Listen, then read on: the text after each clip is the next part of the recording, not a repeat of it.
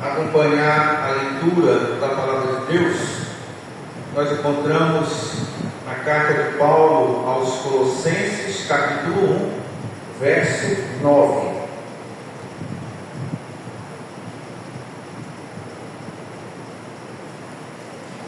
Diz assim a palavra do Senhor: por isso, desde que ouvimos falar a seu respeito, não deixamos de orar por vocês. Pedimos a Deus que lhes conceda pleno conhecimento de sua vontade e também sabedoria e entendimento espiritual. Amém. Vamos curvar mais uma vez nossas cabeças, vamos orar ao Senhor. Pai Santo, nós louvamos o Teu nome pela Tua bendita palavra, Senhor. Obrigado, Senhor, porque nós temos livre acesso à Tua palavra. Palavra essa que revela quem Tu és. Palavra essa que revela o Teu Filho. Palavra essa que revela, Senhor, as Tuas promessas, ó Pai. E nós cremos nessa palavra que é verdadeira, que é inerrante, que é suficiente para a salvação do pecador. Que nós desejamos nessa noite, Senhor, além de te prestar um culto de louvor, de adoração, nós queremos ouvir a Tua palavra, Senhor. Fala conosco aos nossos corações, abre os nossos ouvidos, dá-nos entendimento espiritual, para podermos, ó Pai, compreender as Tuas verdades, Pai. Nos ajuda, que Teu Espírito Santo, que Ele nos capacite, não apenas a ouvirmos, mas a compreendermos e guardarmos as Tuas verdades em nossos corações, para que possamos todos os dias de nossa vida praticar com gratidão e amor a Ti. Nós choramos e Te agradecemos em nome de Jesus. Amém. Queridos irmãos, quando nós examinamos os 4 evangelhos, nós podemos observar e notar como as pessoas se aproximavam do Senhor Jesus para buscá-lo com as suas pretensões e suas súplicas. E nós podemos perceber também que aquilo que eles buscavam não é muito diferente da maneira que nós nos apresentamos hoje para buscar a Deus.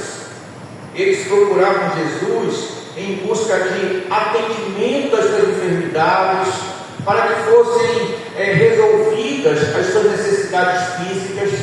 E na verdade, esta é a maioria predominante das orações hoje em nossos dias. E é justamente pela oração que nós expressamos com naturalidade as nossas intenções, muitas vezes intenções egoístas ou intenções equivocadas. Nas nossas orações, declaramos a Deus as nossas prioridades em relação a nós mesmos, em relação aos nossos mais queridos, em relação à igreja, em relação ao mundo. Nós temos a tendência de concentrarmos as nossas orações nas coisas urgentes, de necessidades físicas, de necessidades materiais imediatas. E percebam como o urgente toma lugar daquilo que muitas vezes é mais importante e essencial em nossas vidas. Esta passagem, ela é uma passagem profundamente inspiradora, especialmente porque ela trata sobre a oração intercessória. O apóstolo Paulo, aqui ele expõe de forma resumida como ele orava regularmente pelos irmãos da igreja de Colossos. E o servo de Deus, chamado William Barclay, afirma o seguinte: nesta passagem, Paulo nos ensina mais sobre a essência da oração de petição do que em qualquer outra parte do Novo Testamento. O conteúdo da oração de Paulo aqui está estritamente baseado no relatório que Epáfras trouxe da situação da igreja de Colossos. A resposta inicial que eles deram à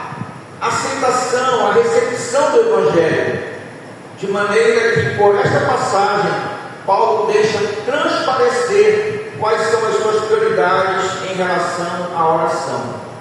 Sendo assim, o tema da nossa mensagem de hoje é o grande objeto da oração e como isso pode transformar a nossa vida espiritual.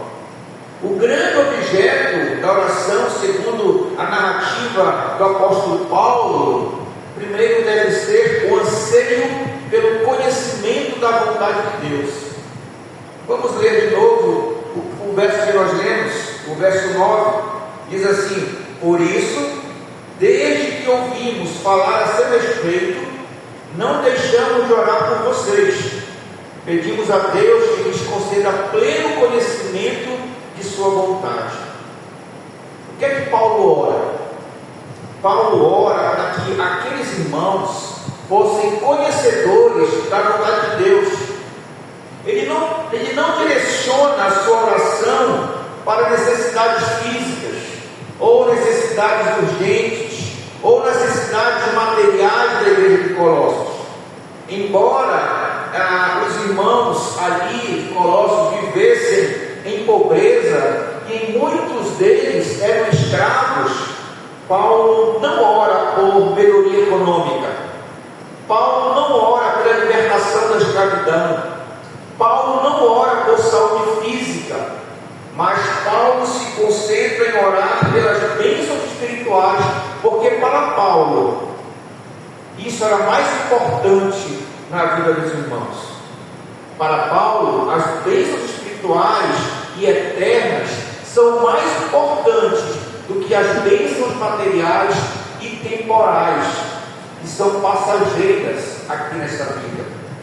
Para Paulo, a grande necessidade espiritual do cristão é conhecer a vontade de Deus para a sua vida. Essa é a essência da oração de petição. Ela é a chave principal da vida cristã.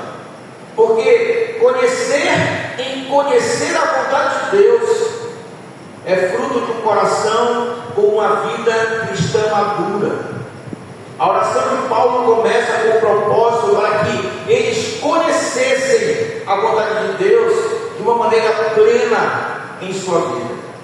Paulo aqui ele não está tratando de que aqueles irmãos adquirissem simplesmente uma cultura bíblica ou simplesmente um conhecimento intelectual da palavra de Deus. Mas o que Paulo está olhando aqui é que eles tivessem um conhecimento da vontade de Deus.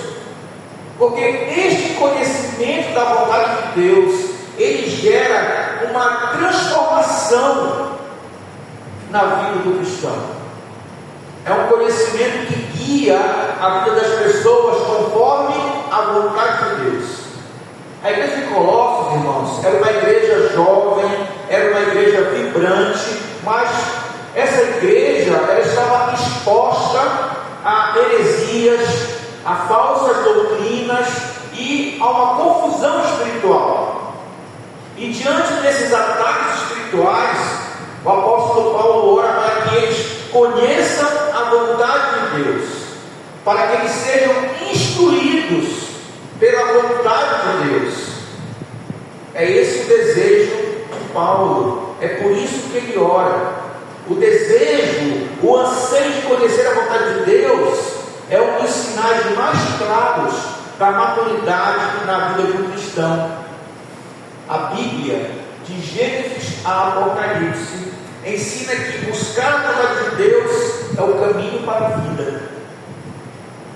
Muitos querem saber o que é que Deus tem para dar, mas poucos desejam buscar em Deus o que Ele quer, qual é a sua vontade, qual é o parecer de Deus, como é que eles devem viver. Nós somos muito tendenciosos a buscar as bênçãos de Deus, mas nós somos pouco inclinados a buscar a vontade de Deus para agradá-lo. Paulo então mostra aqui que a verdadeira maturidade cristã começa em conhecer a vontade de Deus. A verdadeira maturidade cristã começa em conhecer a vontade de Deus. E essa, irmãos, foi a prioridade número 1 na vida do nosso Senhor Jesus. No tempo que ele viveu aqui na terra, essa era a prioridade número 1.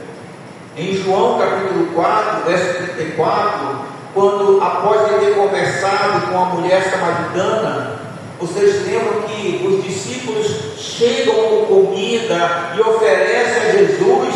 O que é que Jesus responde?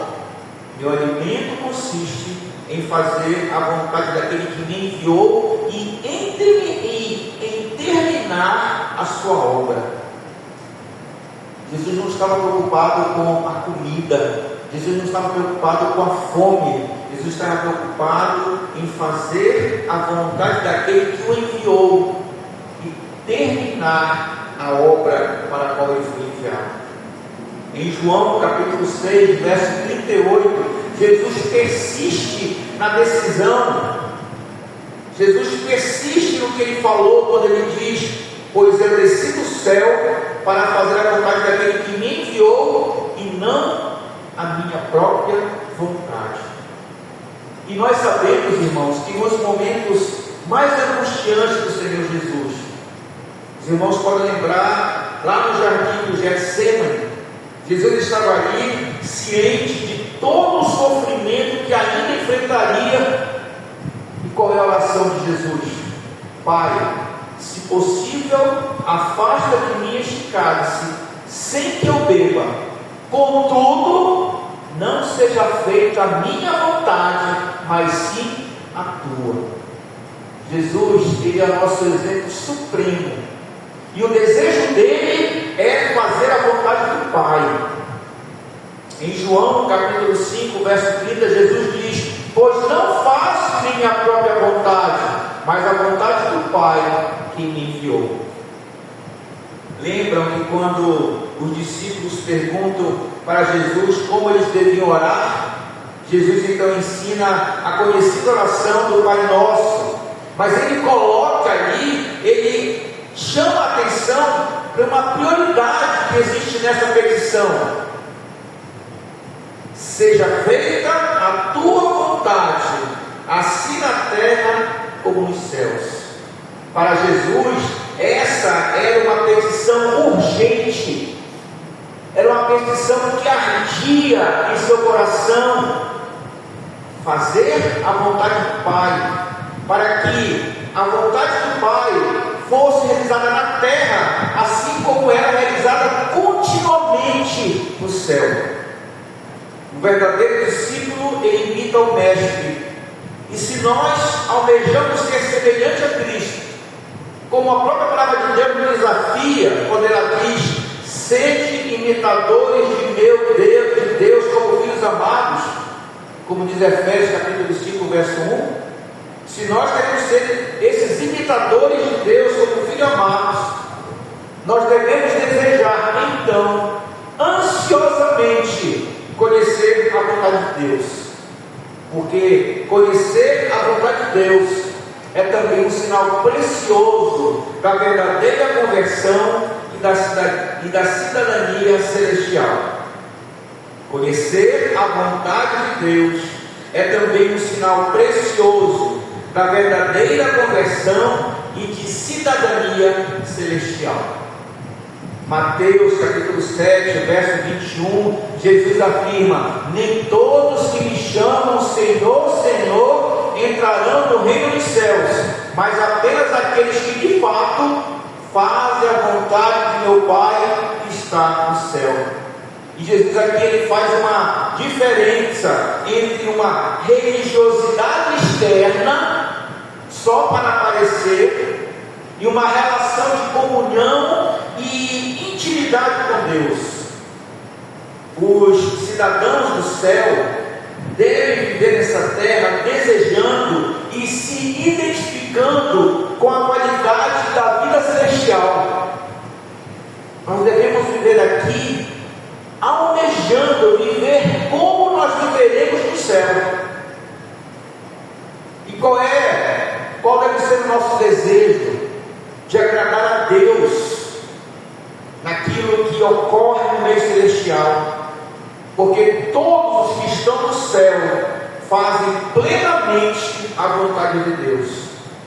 Assim, então, o genuíno cristão, ele não se contenta apenas em saber mentalmente ou em ter instrução sobre as coisas de Deus, mas o genuíno cristão, ele almeja estar no centro da vontade de Deus, ele almeja estar no centro do coração de Deus. E por quê? Porque no dia do juízo, o que Deus vai avaliar não será a nossa religiosidade externa, não é aquilo que nós fizemos para os outros verem, mas o que será avaliado é se vivemos de conformidade com a vontade de Deus. Viver fora da vontade de Deus é desperdiçar a vida presente e arriscar a eternidade. Viver fora da vontade de Deus é desperdiçar a vida presente e arriscar a eternidade. E nós sabemos, irmãos, que não é pecado buscar a Deus por necessidades cotidianas, necessidades naturais, necessidades que envolvem nossa família, nossa vida, nossa igreja, não. Mas qual é o erro? O erro está quando nós concentramos as nossas orações apenas nas questões materiais, nas questões físicas, exclusivamente, e não nos preocupamos em buscar as questões espirituais, não nos preocupamos em buscar de agradar a Deus. A nossa prioridade número 1 na oração deve ser: Senhor, o que o Senhor quer de mim? O que o Senhor quer da minha vida? Senhor, como devo me conduzir no meu trabalho, na minha escola, no meu local de lazer? Essas petições estão presentes na sua oração diária? Nós temos orado pedindo essas coisas, essa direção, em fazer a vontade de Deus também nesses lugares. Conhecer e fazer a vontade de Deus deve ser prioridade na sua vida, meu irmão, na sua vida, minha irmã. Daí então nós podemos entender que através deste desejo de conhecer a vontade de Deus é que nós identificamos o caminho do discipulado. Em Efésios capítulo 5, verso 17, diz assim a palavra de Deus: não hajam de forma impensada, mas procurem entender a vontade do Senhor. Procurem entender a vontade do Senhor. Você tem pensado nisso? O grande objeto da oração, em primeiro lugar, é buscar conhecer a vontade de Deus. Esse tem sido o objeto da sua oração. Buscar conhecer a vontade de Deus. Então, o primeiro objeto da oração é buscar conhecer a vontade de Deus. O grande objeto da oração também deve ser buscado pela oração constante. O grande objeto da oração também deve ser buscado pela oração constante. Paulo, ele não conhecia os irmãos de Colossos, mas ele orava a Deus e intercedia diante de Deus por essa necessidade espiritual na vida deles. E mais uma vez, citando William Barclay, que é um teólogo, ele diz o seguinte: na oração, nós não devemos tentar persuadir Deus para que Ele faça o que nós queremos, mas sim descobrir o que Ele quer que nós façamos. E Barclay ainda ensina que o foco da oração não é tanto falar com Deus, mas sim ouvi-lo. É precioso esse entendimento, irmãos. E por que é precioso? É precioso porque a oração é um meio ofertado por Deus graciosamente para que nós nos apropriemos das bênçãos que Ele quer nos ofertar. É por meio da oração que nós recebemos as bênçãos do Senhor. Tiago, capítulo 4, no verso 2 diz: no entanto, não tenham o que desejam porque não pedem. E quando pedem, não recebem, pois seus motivos são errados. Pedem apenas o que lhe dará prazer. Paulo diz: não deixamos de orar por vocês, diz no verso 9. Esse não deixamos, o que é que significa? O que é que indica? Indica que ele indica perseverança. Perseverança em buscar a vontade de Deus continuamente, persistentemente. Nós somos chamados a buscar a vontade de Deus diariamente, dizendo: Senhor, dirija a minha vida. Porque se nós queremos conhecer a vontade de Deus, nós precisamos cultivar uma busca em oração na presença de Deus. Da mesma forma que nós cultivamos uma plantinha que nós amamos muito, regando, cuidando, nós devemos cultivar uma vida de oração na presença de Deus. Quando pensamos no que já ouvimos da palavra de Deus, nós podemos perguntar para nós mesmos: será que nós temos rejeitado a Deus, sendo indiferentes, fazendo pouco caso em perguntar, em interessar, em buscá-lo para compreender qual é o querer do Senhor para nossas vidas? Será que estamos desprezando a Deus, desprezando a orientação que Ele quer nos dar, quando nos omitimos na oração em busca da vontade de Deus? Nós nos preocupamos em orar diariamente dizendo: Senhor, me ajuda, eu quero fazer a tua vontade, eu quero te agradar, meu Deus. Sabe que nós temos orado assim? Temos pedido que Deus nos ajude a fazer a vontade de Deus e agradar a Deus. Saibam que nós rejeitamos a Deus quando nós rejeitamos o conselho de Deus na sua palavra. Muitas vezes, fruto da nossa arrogância, numa suposta autonomia, numa suposta independência de Deus.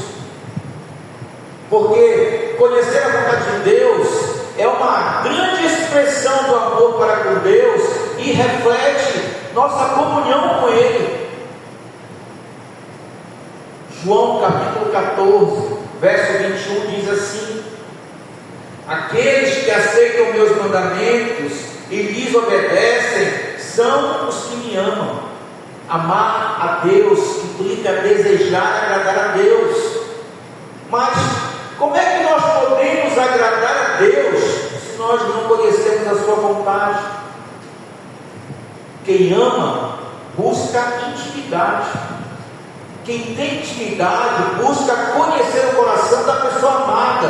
Não é assim que acontece nos nossos casamentos? O cônjuge que ama, ele expressa o seu amor fazendo os desejos, buscando agradar, não irritando o cônjuge, revelando então amor e dedicação. O Senhor Jesus nos chama a estar atentos a este fato. Em Marcos capítulo 3, verso 31 a 35, quando o Senhor é questionado com a chegada da sua mãe e dos seus irmãos, o que é que a palavra de Deus diz no verso 35? Jesus disse: quem faz a vontade de Deus é meu irmão, minha irmã e minha irmã. Ou seja, não é o laço genético, mas aquele que faz a vontade de Deus. Esse é meu irmão, essa é minha irmã, essa é minha irmã. O cristão que não busca conhecer a vontade de Deus demonstra que ainda vive centrado em si mesmo e não na pessoa de Cristo. Se nós oramos para buscar o Senhor, nós vamos ouvir a voz do nosso Pai Celestial. Deus, irmãos, Ele não revela a sua vontade para quem não o busca, para quem não deseja ouvi-lo. Fazer a vontade de Deus não é algo que nós alcançamos com esforço próprio. Por isso nós devemos orar ao Pai, rogando que por meio da sua graça, Ele nos torne desejosos de conhecer a sua vontade no nosso dia a dia, no nosso cotidiano. E a vontade de Deus para nossas vidas não é apenas direcional sobre o que temos que decidir, sobre nossas escolhas, mas a vontade de Deus também que ela é moral, ela é comportamental, ela é espiritual. Por isso que lá em 1 Tessalonicenses, capítulo 4, verso 3, o que é que nós lemos? A vontade de Deus é que vocês vivam em santidade. A expressão vivam em santidade é justamente viver uma vida com moral cristã, com comportamento cristão e com uma vida espiritual cristã. Buscar a vontade de Deus é buscar ser transformado e não apenas informado sobre o ser de Deus. Jesus quer que seus discípulos reconheçam suas limitações, porque quando nós reconhecemos nossas limitações, nós então buscamos fazer a vontade do Senhor. Por isso nós precisamos buscá-lo em oração. Sem uma vida de oração perseverante, contínua e diária, não é possível fazer a vontade do Pai. Sem uma vida de oração perseverante, contínua e diária, não é possível fazer a vontade do Pai. Você deve criar o hábito de, quando orar ao Senhor, dizer: Senhor, eu quero fazer a tua vontade. Senhor, eu quero obedecer os teus mandamentos. Me ajuda. Me ajuda. E por fim, então, o grande objeto da oração também envolve a busca por plenitude em sabedoria e entendimento espiritual. Na parte B do verso que nós lemos, o verso 9 de Colossenses 1, diz assim: pedimos a Deus que lhes conceda pleno conhecimento de sua vontade e também sabedoria e entendimento espiritual. Na versão árabe da nossa Bíblia, nós encontramos a palavra transbordeis.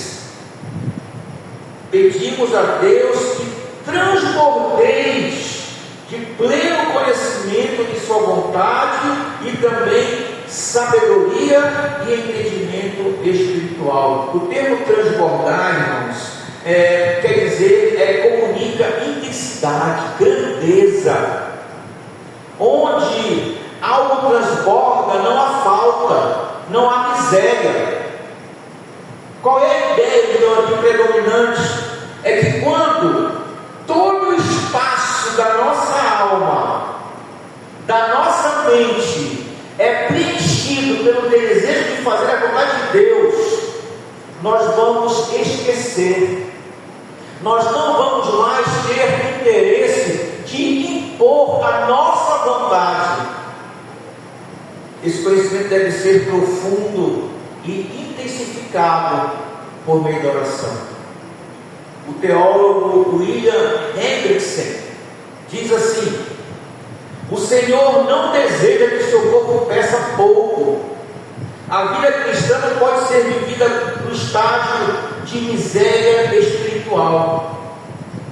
Nós não podemos viver em carestia espiritual, em penúria espiritual, mas nós somos chamados a viver em plenitude, uma plenitude que transborde.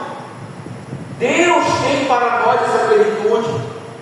É por essa razão que Paulo ora pelos cristãos de Colossos, para que eles tenham pleno conhecimento da vontade de Deus, para que eles transbordem do conhecimento da vontade de Deus. Assim, nós vemos que esse conhecimento que Paulo se refere aqui da vontade de Deus, ele é o foco principal. E conhecemos a vontade de Deus através das Escrituras. registrado na sua palavra, nas Escrituras. Então, se eu quero saber qual a vontade de Deus para a minha vida, eu tenho que recorrer às Escrituras. Em João capítulo 7, verso 17, Jesus afirmou: quem quiser fazer a vontade de Deus, saberá se meu ensino vem dele ou se falo por mim mesmo. A vontade de Deus para nós, irmãos, seus filhos, ela está amplamente revelada na sua palavra. É por essa razão que Paulo insiste, orando pelos cristãos de Colossos, para que eles conheçam a vontade de Deus, considerando que o único meio de combater o falso ensino que ameaça a saúde espiritual daquela igreja, que ameaçava, a saúde espiritual daquela igreja, era ser plenamente tomado pelo conhecimento da vontade de Deus. E nesse aspecto, a vontade de Deus ela é teologicamente definida como vontade preceptiva. Nome difícil esse, pastor. O que é vontade preceptiva? É a vontade pela qual Deus, como governador do universo, como governador moral, Ele diz às suas criaturas o que elas devem fazer, como devem agir, como devem viver. Isso é vontade preceptiva. Como elas devem fazer isso? Por intermédio de seus preceitos revelados nas Sagradas Escrituras. O Salmo 119, ele transborda desses preceitos. Tanto é que nos versos 15 e 16 dizem assim: meditarei em tuas ordens e refletirei sobre teus caminhos. Terei prazer em teus decretos e não me esquecerei de tua palavra. Irmãos, quanto maior for o nosso conhecimento da vontade geral de Deus, mais facilidade nós teremos em relação a uma orientação específica sobre qualquer área das nossas vidas. A vontade específica de Deus para nossas vidas, ela está em harmonia com a sua vontade geral, que é revelada na sua palavra. Por isso nós temos que buscar a palavra de Deus, porque é ela que vai nos dar toda a orientação para todas as áreas da nossa vida. De maneira que esse conhecimento da vontade de Deus, ele é resultado da leitura da palavra e da comunhão íntima com o Senhor por meio da oração. O nosso conhecimento da vontade de Deus deve ser um conhecimento prático, não apenas teórico, um conhecimento prático que nos leve à obediência. O reverendo Hernandes Dias Lopes, ele nos chama a atenção para o fato de que, para a ênfase que Paulo dá, e a ênfase que Paulo dá está no conhecimento e não no sentimento. O reverendo Hernandes diz assim: vivemos numa época em que as pessoas querem sentir e não pensar. Elas querem experiências e não conhecimento. Mas nós somos chamados a conhecermos a palavra de Deus. Nós somos chamados a um conhecimento obediente a Deus. Por isso que Paulo diz no verso 9: também sabedoria e entendimento espiritual. Entendimento aqui é ter conhecimento.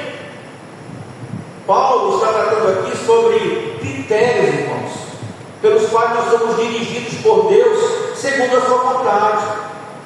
O termo espiritual, ele qualifica tanto a sabedoria, nós temos que buscar sabedoria espiritual, como o conhecimento espiritual. A sabedoria, ela nos fala da capacidade que nos é dada pelo Espírito Santo para entendermos as Escrituras. Para nós podermos entender as Escrituras, nós temos que ter sabedoria.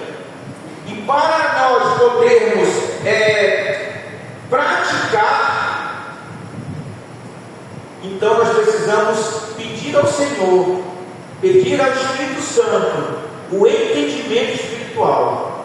É que nos faz então saber como fazer, como viver em cada situação particular de nossas vidas, nas situações de emergência, naquilo que nós enfrentamos no nosso dia a dia.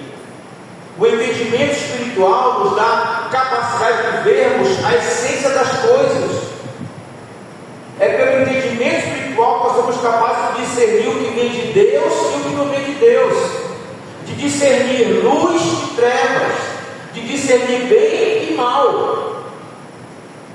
Essa sabedoria e o entendimento são concedidos pelo Espírito Santo. Por isso, Paulo ora para aqueles irmãos, para que eles transbordem pelo conhecimento da vontade de Deus em toda a sua sabedoria e entendimento espiritual. Mas isso também podemos ressaltar que é um lado muito perigoso, porque é muito fácil e é muito perigoso, irmãos, alguém ter um grande conhecimento, ser um especialista em teologia e ser um fracasso na vida.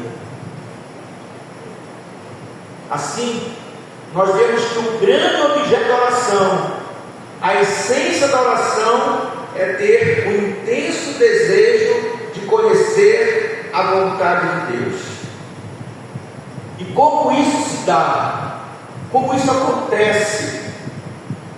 Isso se dá pelo desejo do pleno conhecimento da vontade de Deus, através da oração, e envolve plenitude de sabedoria e entendimento espiritual concedido pelo Espírito Santo. Concluindo, queridos irmãos, algumas perguntas para nossas reflexões. Como é que você pode comparar a sua oração com a oração do apóstolo Paulo, com clareza, intensidade e conteúdo? Há espaço na sua oração para as petições a Deus, pelas necessidades espirituais da sua vida, das pessoas mais íntimas, mais chegadas? Há espaço na sua oração para buscar e clamar a Deus por transformação, por quebrantamento, por santificação, para compreender a vontade de Deus, para conhecer mais a palavra de Deus? Ou o que predomina na sua oração de petição são as causas materiais, as bênçãos temporais, curas de enfermidades? Você quer colocar essa prioridade na sua prática de oração? Então nós precisamos aprender a pedir a Deus não apenas a sua direção em nossas vidas, mas que nós tenhamos mais intimidade com Deus. No Salmo 25, verso 14, Davi diz: o Senhor é amigo dos que o temem, Ele lhes ensina a sua aliança. É através da intimidade com o Senhor que Ele revela a sua aliança, a sua vontade. Nós precisamos ler a palavra de Deus com o desejo de obedecer. Ler a palavra de Deus não apenas para entender, mas para buscar viver com a certeza de que conhecer a vontade do Pai é o centro da grande bênção de Deus para a nossa vida. O cuidado do apóstolo Paulo era um cuidado exortativo. Ao mesmo tempo que ele ora, ele também declara para aqueles irmãos de Colossos que ele está orando pelas vidas deles, com a intenção de encorajá-los a buscarem aquilo pelo qual o apóstolo Paulo estava orando. E o que é que o apóstolo Paulo estava orando? Que eles tivessem pleno conhecimento da vontade de Deus e também sabedoria e entendimento espiritual. Paulo está dizendo: ore por isso, porque eu estou pedindo isso para vocês. Ore por isso também. O crente maduro, irmãos, ele não tem receio de orar e pedir que seja feita a vontade de Deus. Por que ele não tem receio? Porque ele sabe que Deus tem sempre o melhor. Ele sabe que a vontade de Deus é boa, é agradável, é perfeita, porque isso faz parte do caráter de Deus. Nós somos chamados, meus irmãos, a orarmos como Davi, lá no Salmo 143, verso 10. Davi orou: ensina-me a fazer a tua vontade, pois tu és meu Deus. Que teu Espírito bondoso me conduza adiante por um caminho reto e seguro. Essa era a prática de Davi. No Salmo 40, verso 8, Davi também diz: tenho prazer em fazer tua vontade, meu Deus, pois a tua lei está em meu coração. Irmão, esse é o conteúdo da oração para a nossa vida. É o desafio de Deus para o nosso coração. Fazermos, conhecer e fazer a vontade de Deus. Que o Senhor nos abençoe, nos guarde e nos dê paz. E aí toda a honra, toda a glória e todo louvor para tudo sempre. Amém. Vamos orar ao Senhor, curvar nossas cabeças, pedir ao Senhor, agradecer pela sua palavra.